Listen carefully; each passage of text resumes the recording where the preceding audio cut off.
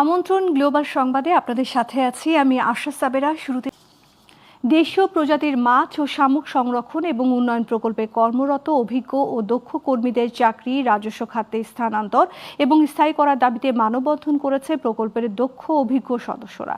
সকালে জাতীয় প্রেস ক্লাবের সামনে মানববন্ধনে বক্তারা বলেন, 2020 সালের জুলাই মাসে দেশের মৎস্য সম্পদ রক্ষা ও উৎপাদন বাড়াতে দেশীয় প্রজাতির মাছ এবং শামুক সংরক্ষণ ও উন্নয়ন প্রকল্পে চালু করে মৎস্য অধিদপ্তর। চলতি বছরের 30 জুন দীর্ঘ 6 বছরের এই সকল প্রকল্পের মেয়াদ শেষ হতে যাচ্ছে। তাই কয়েকশো দক্ষ ও অভিজ্ঞ কর্মী এখন চরম অনিশ্চয়তা ও চাকরি হারানোর ঝুঁকিতে পড়েছেন।